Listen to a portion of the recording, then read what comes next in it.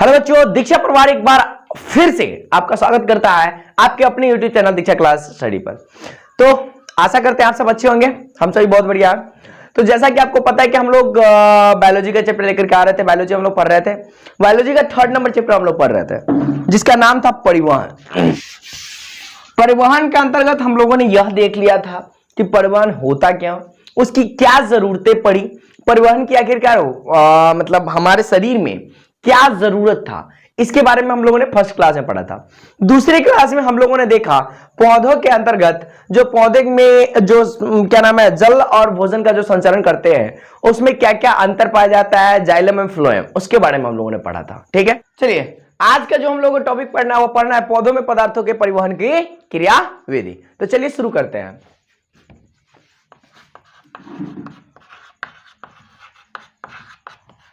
पौधों में पदार्थों के परिवहन की क्रियाविधि हम लोग को यह देखना है।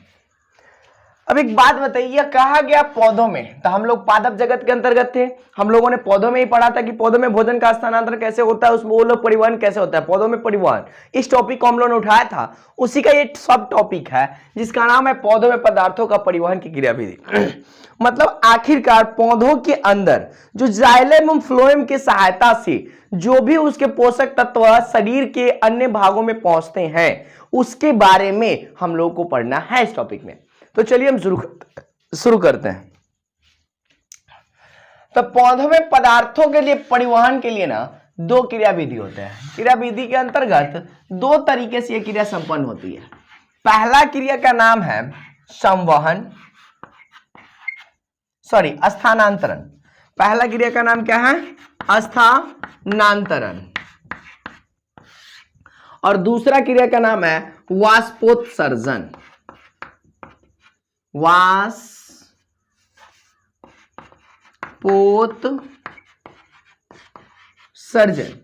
अब हमें यह समझना है कि स्थानांतरण और वाष्पोत्सर्जन में क्या अंतर है। आखिरकार स्थानांतरण क्या चीज के लिए उत्तरदायी है पौधों में, और वाष्पोत्सर्जन की क्रिया क्या चीज के लिए उत्तरदायी होती है, हमें इसके बारे में समझना है। आपको जितना आसान ये टॉपिक दिख रहा है वाकई में इतना आसान टॉपिक है नहीं, बट हम लोग आसानी तरीके से समझेंगे। चलिए अब समझते हैं कि ये स्थानांतरण क्या होता है, उसके बाद हम लोग क्या समझेंगे, वाष्पोत्सर्जन। तो हम लोग एक मान लेते हैं इसको, दूसरा नंबर टॉपिक हम इसको मान लेते हैं, इसमें कोई समस्या नहीं होगी। अब इस टॉपिक को मिटाते हैं। इस टॉपिक का सब पॉइंट आ गया हमारे पास स्थानांतरण और दूसरा हो गया वाष्पोत्सर्जन। मतलब हमने देखा कि आप पौधों में पदार्थों के परिवहन की क्रियाविधि को हमने कितने भागों में बांटा? 2 भागों में। पौधों में पदार्थों की क्रियाविधि को, परिवहन की क्रियाविधि को हम लोग दो तरीके से संपन्न होता है। पहला स्थानांतरण के द्वारा, दूसरा वाष्पोत्सर्जन के द्वारा। अब हमें यह समझना है स्थानांतरण के द्वारा क्या होता है और वाष्पोत्सर्जन के द्वारा क्या होता है। ऐसी कौन सी प्रक्रिया है जो स्थानांतरण के द्वारा पौधों में होती है, दूसरा ऐसी कौन सी प्रक्रिया है जो वाष्पोत्सर्जन के द्वारा होती है। अब हम इसका टॉपिक उठाएंगे और इसको डील करेंगे। तो हमने 1 नंबर ले लिया स्थानांतरण और दूसरा नंबर ले लिया वाष्पोत्सर्जन। चलिए अब इसको मेन पॉइंट बनाते, मतलब मैं अपना टॉपिक बनाता हूं और इसके बारे में डिस्कस करता हूं। अब मैं स्थानांतरण को मेन टॉपिक बनाता हूं और इसके बारे में डिस्कस करता हूं कि आखिरकार ये जो स्थानांतरण है यह संपन्न कैसे होता है, इसके पीछे का कारण क्या है, हमें यह समझना होगा। आ जाइए 1 नंबर लिख करके, स्थानांतरण। अब इसका सबसे पहले डिफिनीशन देखते हैं कि यह डिफिनीशन कहता है क्या। ठीक है, पहले इसका डिफिनीशन देखें। वैसे डिफिनीशन देखने से पहले मैं आपको एक चीज दिखाना चाहता हूं कि स्थानांतरण की क्रियाविधि के अंतर्गत ना 2 चीजें चलती हैं। स्थानांतरण की क्रियाविधि के अंतर्गत 2 चीजें इसमें संपन्न होती है। पहला होता है जल, दूसरा होता है खनिज लवण। पहला होता है कौन सा? जल और प्लस खनिज लवण। मतलब पौधों में स्थानांतरण की विधि द्वारा 2 चीजें संपन्न होती है, वह है जल और दूसरा खनिज लवण। तो जल और खनिज लवण को पौधों के प्रत्येक कोशिकाओं तक पहुंचाने की क्रिया जिस विधि द्वारा संपन्न होती है वही स्थानांतरण विधि कहलाती है। चलिए इसका परिभाषा मैं बना देता हूं और फिर से लिखिएगा इसका परिभाषा लिखिएगा। पौधों में जल, खनिज लवण अथवा खाद पदार्थों के या को बहुत ऊंचाई तक संचालन को ही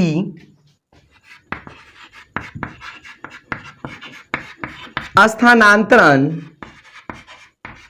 कहते हैं। मतलब अभी हमने देखा क्या स्थानांतरण की प्रक्रिया के द्वारा दो चीजें पौधों में होती है, जल और खनिज लवण का स्थानांतरण होता है।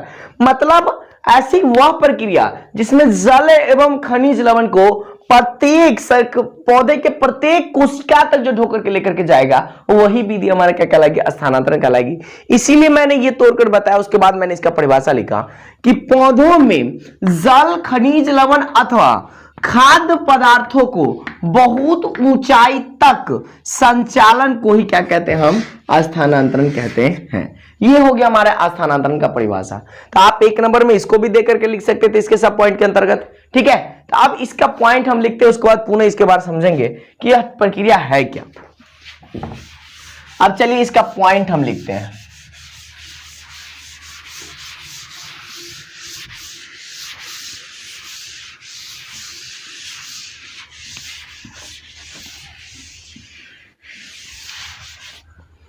चलिए ए नंबर दे दीजिए, लिख दीजिएगा। कोशिका में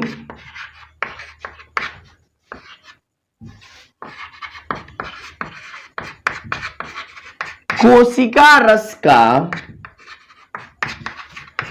परासरण दाब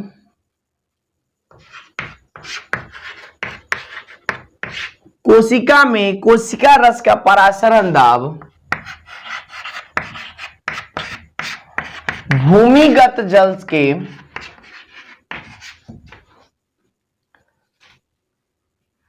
दाब से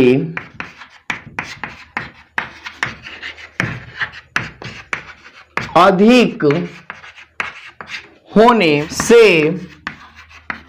जल विसरण द्वारा मूल रोम की कोशिकाएं मूल रोम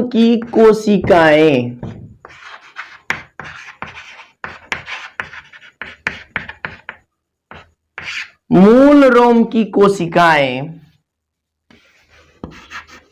में प्रवेश कर जाती है। ये पहला नंबर पॉइंट हम लोगों ने लिखा। अब बी नंबर पॉइंट लिखते हैं। और जिससे मूल रोम की कोशिका स्फीत अवस्था, आपकी किताब में स्फीत अवस्था ही लिखा हुआ है। स्फीत अवस्था का मतलब होता है फूली हुई अवस्था।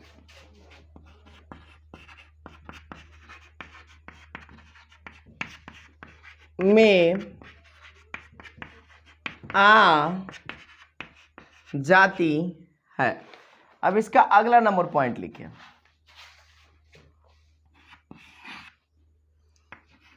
यहां एक विशेष प्रकार का मूल दाब उत्पन्न होता है, जिसे एक विशेष प्रकार का दाब उत्पन्न होता है जिसे मूल दाब कहते हैं। अब डी नंबर पॉइंट लिखिएगा इसका। यह मूल दाब या इस मूल दाब के कारण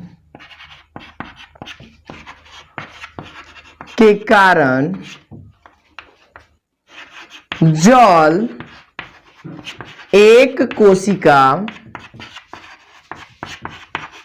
से दूसरी तथा दूसरी से तीसरी में प्रवाहित होकर ऊपर की ओर प्रवाहित होती है। अब एक हो गया हमारे पास ये स्थानांतरण के अंदर हम पहला नंबर टॉपिक दे देते हैं, एक हो गया। इसका हम एक का ही सब टॉपिक का नाम लिख लीजिए, जल का स्थानांतरण या जल का अवशोषण, जल का अवशोषण तथा परिवहन। ये हो गया हमारे पास सब पॉइंट। स्थानांतरण का पहला नंबर सब पॉइंट हो गया हमारे पास। एक नंबर में जल का अवशोषण तथा परिवहन, मतलब स्थानांतरण का पहला नंबर टॉपिक, दो चीजें इसके अंतर्गत स्थानांतरण में संपन्न हो रही थी। पहला हम लोगों ने देखा क्या, जल, दूसरा हम लोगों ने देखा क्या, खनिज लवण। अब इसमें से सबसे पहले जल की प्रक्रिया को हम लोग समझ रहे हैं कि इसमें हम लोगों ने क्या देखा कि जल का अवशोषण तथा परिवहन, मतलब कैसे कैसे पौधों के अंदर किस क्रियाविधि के दौरान उसमें से जल सोखता है और किस प्रकार से जहां से जड़ से वो जल सोख रहा है पूरे के पूरे वो प्रत्येक कोशिका तक ढोकर के लेकर के जाता है। तो हम लोग स्थानांतरण की इस क्रियाविधि के अंतर्गत जल के इस परिवहन को पढ़ेंगे। आइए हम इस पॉइंट को समझते हैं कि यह कह रहा है क्या।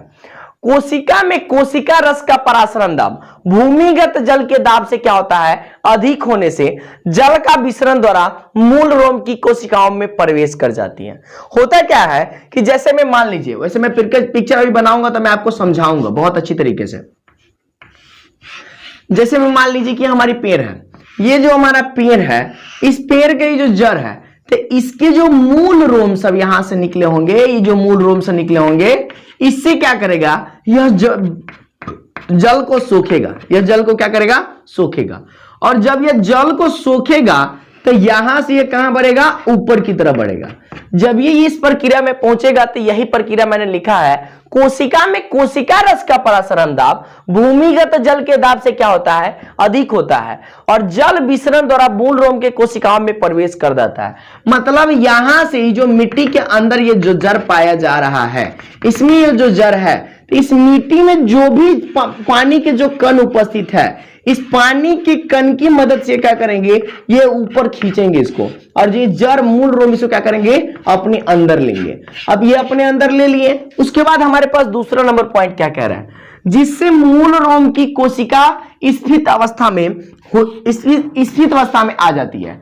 आपके किताब में स्थित अवस्था लिखा हुआ है, इसलिए मैंने स्थित अवस्था लिखा, और इसी को लिखा हुआ है शायद टर्जिड लिखा हुआ था, TURGID। इसका मतलब क्या होता है, तो फूली हुई अवस्था। कहने का मतलब अब तो कोशिका के अंदर आप जल ले जा चुके हैं, तो जब ये कोशिका के अंदर जल जाएगा तो वह क्या हो जाएगा, फूलेगा, एब्सोल्युटली फूलेगा। तो जब वहां पर फूलता है तो अगला नंबर हमारा पॉइंट क्या कह रहा है कि यहां पर एक विशेष प्रकार का दाब उत्पन्न होता है, जिसे हम क्या कहते हैं, मूल दाब कहते हैं। कहने का मतलब जैसे ही कोशिका के अंदर पानी की संख्या गई, पानी अंदर गया और वह स्थित अवस्था में आई, कहने का मतलब वो फूला, और फूलने के बाद उसमें एक विशेष प्रकार का प्रेशर लगता है, और जब ये प्रेशर लगेगा तो वह जिस कोशिका तक अटका हुआ है उस कोशिका से वो क्या करेगा, आगे बढ़ेगा, जिसके कारण से होता है क्या कि जब ये यहां पर प्रेशर लगाएंगे तो यह क्या करेगा, पानी को आगे धकेलेगा। कहने का मतलब अगली कोशिका में जाकर के टच करेगा, ये होता है इसके कारण।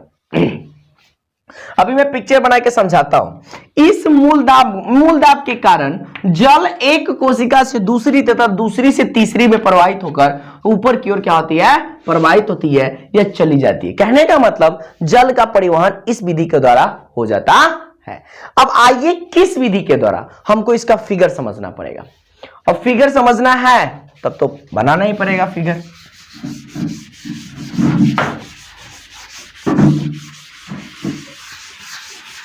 वैसे खनिज लवण है हमारे पास दूसरा का नंबर पॉइंट, खनिज लवण का पॉइंट हम लोग लिख लेते हैं, उसके बाद हम लोग फिगर अच्छे तरीके से समझेंगे।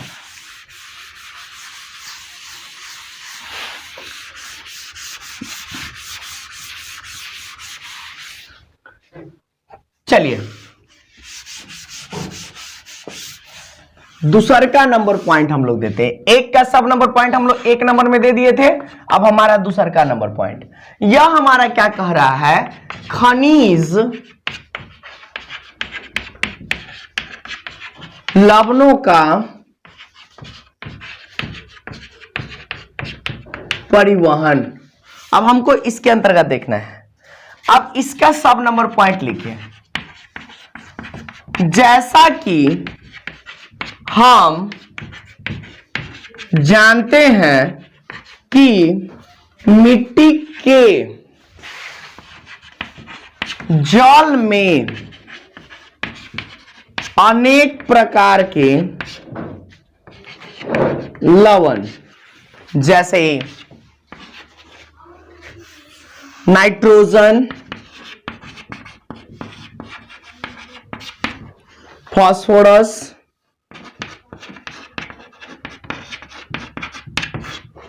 या आदि और भी होते हैं, पाए या पाया जाता है। अब इसका B number point, B number point के अंतर्गत लिखेंगे, पौधों में खनिज लवण का अवशोषण आयन के रूप में होता है। और सी नंबर, आवश्यकतानुसार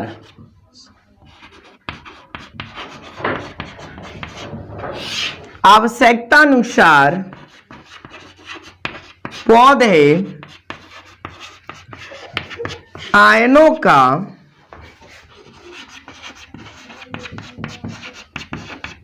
अवशोषण मूल रोम की कोशिका झिल्ली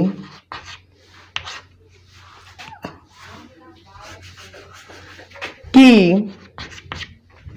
बाहरी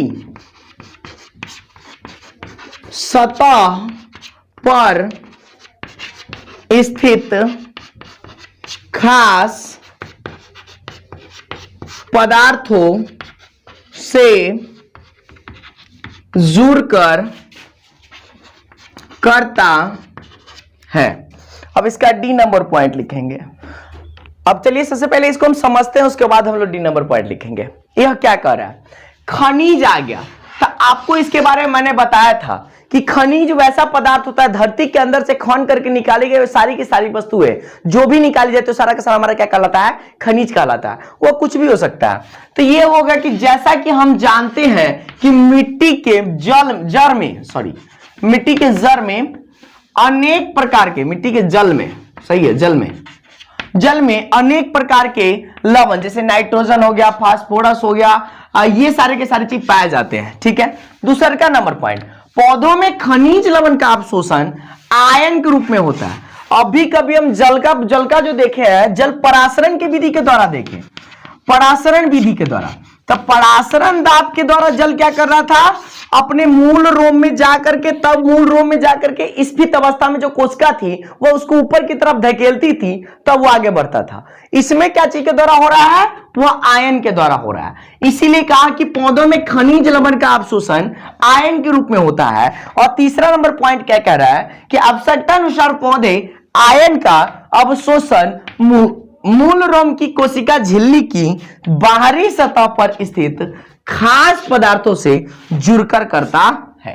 मतलब जो मूल रोम है, अभी हम पिक्चर बनाएंगे तो उसमें आपको दिखाएंगे, ये मूल रोम का एक विशेष प्रकार का मिट्टी के यहां पर सतह पाया जाएगा, वो उससे उसका अवशोषण करेगा। ठीक है, अब आगे हम लोग का एक पॉइंट बाकी रह गया है फिगर बनाने के लिए। अब हम लोग को एक पॉइंट देख लेते हैं, उसके बाद हम लोग फिगर बनाएंगे और तब लिखेंगे, समझेंगे।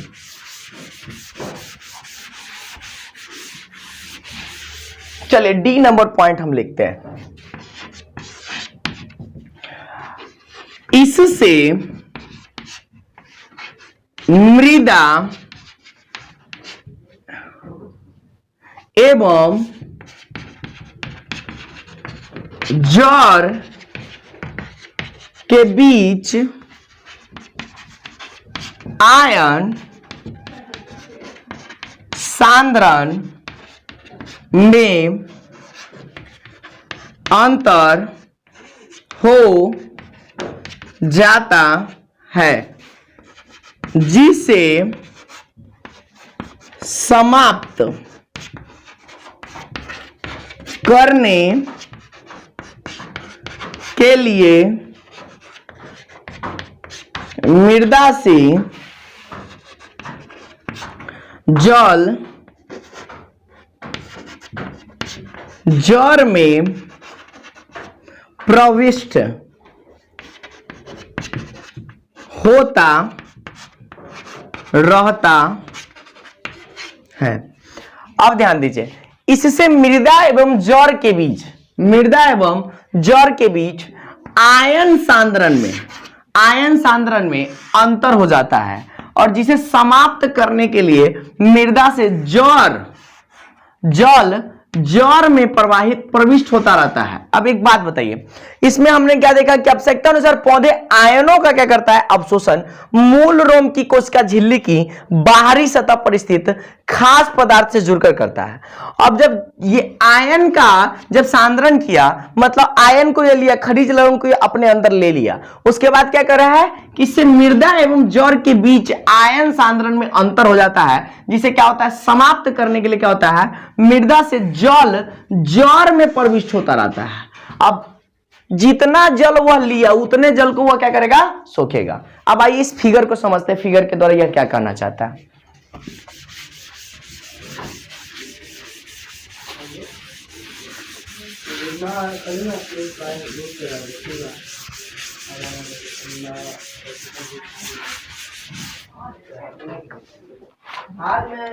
चलिए आगे हमको ध्यान दीजिए कि हमारी कोशिका क्या कह रही है। अब इस कोशिका को हमको समझना पड़ेगा कि यह कोशिका कैसे कार्य करती है, तब जाकर के हमको यह प्रक्रिया समझ में आएगी।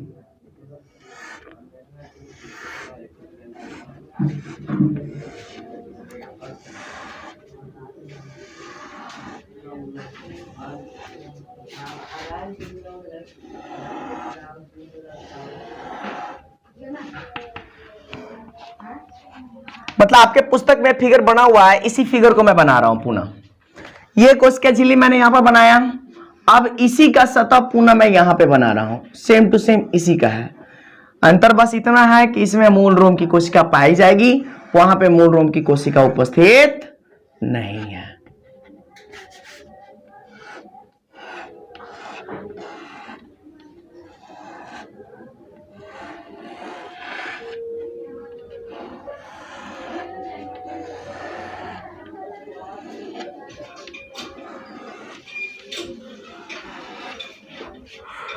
आप इतना तक कहीं मान लीजिए ना, हमारा क्या जा रहा है।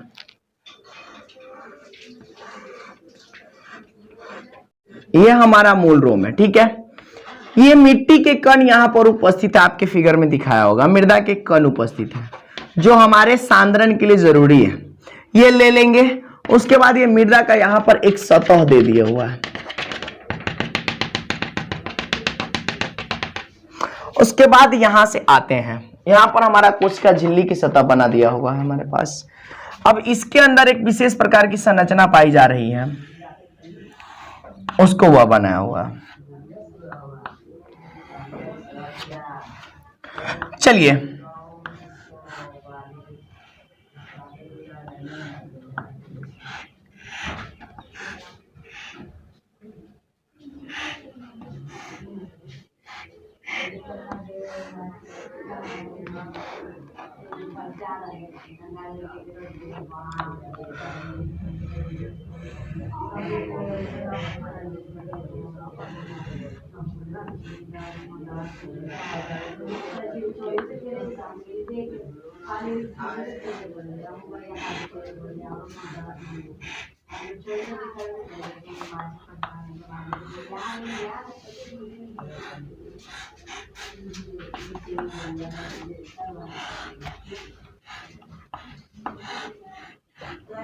मतलब ज्यादा भीरा पिक्चर नहीं है, इस फिगर को समझना खाली आसान है, इसको समझाइए, समझते हैं। चलिए इसके अंदर आप पॉइंट दे सकते हैं।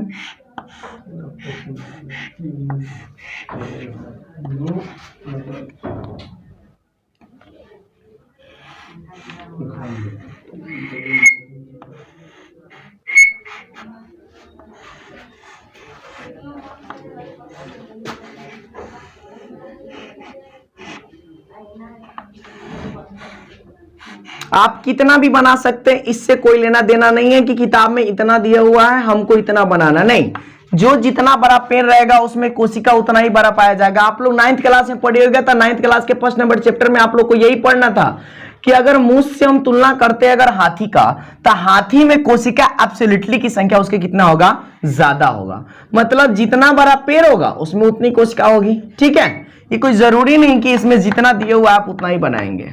ठीक, आप कितना भी बना सकते हैं। अंतर बस ये समझिए कि जब मैं डबल दिया हूं उसमें मैं ये बिंदु नहीं दे रहा हूं, याद रखिएगा। जिसमें मैं डबल दिया हूं, ये जो आकार में बना रहा हूं, ये जो आकार में बनाया हूं, इसमें मैं जिस आकार का ये था उसी आकार की ये कोशिका में खींच रहा हूं, उसमें मैं बिंदु नहीं दे रहा हूं। ये भी मैं इस आकार की बनाया हूं, इसमें भी मैं डबल दे रहा हूं, तो डबल में जिस प्रकार का ऊपर खींचा था उसी प्रकार का मैं खींच रहा हूं। फिर इसमें डबल मैं नहीं खींच रहा हूं, डबल नहीं खींचा तो बुनका देंगे, डबल खींच दिए तो उसमें बुनका देने की जरूरत नहीं है। अब इसमें आपको कुछ नहीं बनाना है, इसमें आपको बस गोला संरचना बस बना दीजिए, जो हमारे पानी को लेकर के क्या करेगा, जल को ढो करके लेकर के जाएगा। इस प्रकार की संरचना आप इसके अंदर बना सकते हैं। ये हो गया हमारे पास। अब यहां पर से जुड़ने के लिए आप कुछ भी बना दीजिए ना, ऐसे नॉर्मल सा।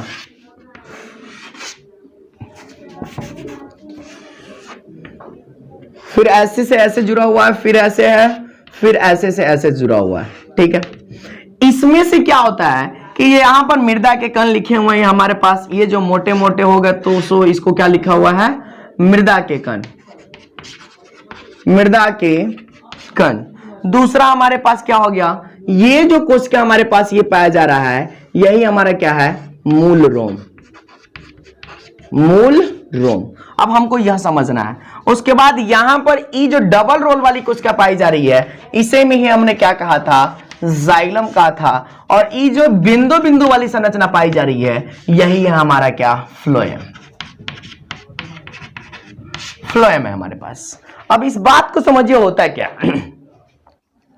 सबसे पहले पॉइंट में हम लोगों ने जाइलम के अंतर्गत देखा था क्या, कि मूल रोम की कोशिका परासरण दाब के अधिक होने के कारण इस मिट्टी में उपस्थित जल को क्या करेगा, सबसे पहले यह अपने अंदर लेगा। जब यह अपने अंदर लेता है तो यह क्या करता है, स्फीत अवस्था में आता है। स्फीत अवस्था में आने का मतलब क्या, यह फूलता है। और जब यह फूलता है तो क्या करेगा, इस पर एक विशेष प्रकार का दाब लगता है और उसी दाब को मूल दाब कहा जाता है। और मूल दाब की साधारण परिभाषा में क्या लिख सकते हैं, जड़ों के द्वारा, मतलब मूलों के द्वारा लगाया गया दाब ही क्या कहलाता है, मूल दाब कहलाता है। जब इसमें जल आ गया तो यह जल क्या करेगा, अपने इस दाब के कारण अपने आगे वाली कोशिका को देगा। तो अब इस कोशिका के अंदर उपस्थित हो गया जल। अब जब यहां पे जल आएगा तो यहां भी यह दाब लगेगा।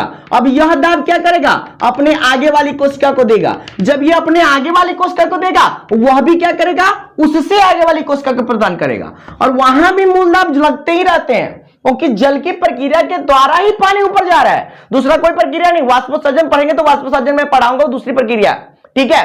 वैसे जल का अवशोषण मैंने आपको बताया था, जाइलम का मतलब ही क्या हुआ, जो जल और तथा खनिज लवण का अवशोषण करें।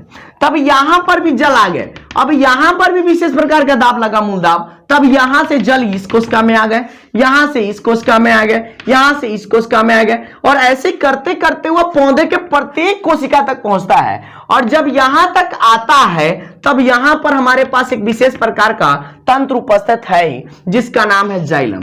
और जाइलम का काम ही है क्या, जल को ढोना, मतलब जल को ढोएगा। और उसी के साथ साथ उपस्थित रहता है क्या, खनिज लवण।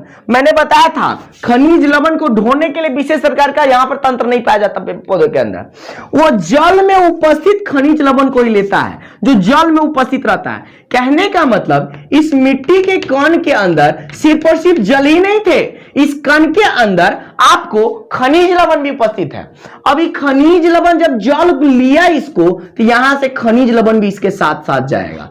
जिस प्रक्रिया के द्वारा यह जा रहा है उसी प्रक्रिया के द्वारा यह भी आ रहा है। यह जब यहां आएगा तो जिस प्रकार से हमारे पास जाइलम के अंदर आने के बाद, जाइलम के अंदर आने के बाद ये हमारा जल पहुंचा है। अभी जल को जाइलम क्या करेगा, प्रत्येक कोशिका तक लेकर के जाएगा, पौधे के प्रत्येक कोशिका तक लेकर के जाएगा, ताकि प्रत्येक कोशिका की जल की पूर्ति हो सके। उसी के साथ साथ जल जहां जाएगा अपने खनिज लवण को लेकर के जाएगा। समझ में आ रही बात। तो इस पर फोटो का नाम आप लोग के पास पुस्तक में उपस्थित होगा, जिसका लिखा हुआ है मूल रोम से जल का अवशोषण एवं जाइलम वाहिनियों तक संचालन। लिख लीजिए, मूल रोम से जल का अवशोषण एवं जाइलम वाहिनियों